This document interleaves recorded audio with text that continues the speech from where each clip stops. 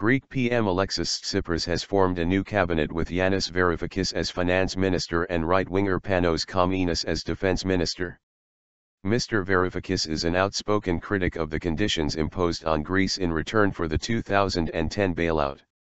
He will have the tough job of leading talks with the EU over the Syriza party's pledge to renegotiate Greece's massive international bailout. Mr. Kammenos is a member of the anti-bailout Independent Greeks Party. It joined a coalition with Syriza, after the left-wing party narrowly failed to secure a majority in parliament in Sunday's elections. The EU has meanwhile warned that the new government must stick to its creditor commitments. But the government's chief economics spokesman, Euclid Tsakalotos, has argued that it is unrealistic to expect Greece to repay its huge debt in full. Correspondents say that the appointment of Mr. Varoufakis, who holds dual Greek and Australian nationality, is a signal that the new Syriza-led coalition will take an uncompromising stance when renegotiating Greece's Euro 240 BN, Pound 179 BN, Dollar 270 BN, EU-IMF package. Mr. Varoufakis insists that his country cannot restore its finances until its debt is lessened and has described the bailout as fiscal waterboarding. Before the appointment of Mr. Varoufakis, Prime Minister Tsipras said EU leaders needed now to show that they were willing to work with Syriza, and that it would be his worst nightmare if the Eurozone collapsed because Greece fell. No panic.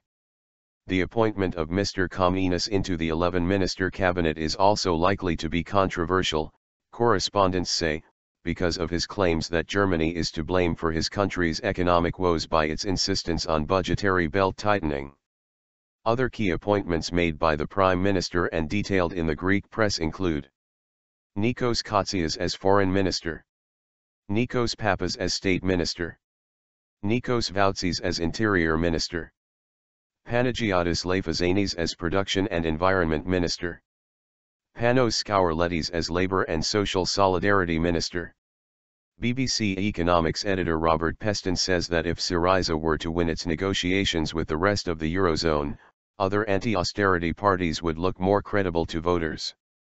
But if Syriza were to lose in talks with Brussels and Berlin and the final rupture of Greece from the euro were to take place, investors might well pull their savings from any Eurozone country where nationalists are in the ascendant. But so far, our correspondent says, investors are not in a state of frenzied panic. Mr. Tsipras earlier stressed that he wanted negotiation, not confrontation, with international lenders. Meanwhile, EU Commission President Jean-Claude Juncker warned that Greece cannot expect any reduction of its debt commitments. German government spokesman Stefan Seibert also stressed it was important for Greece to take measures so that the economic recovery continues.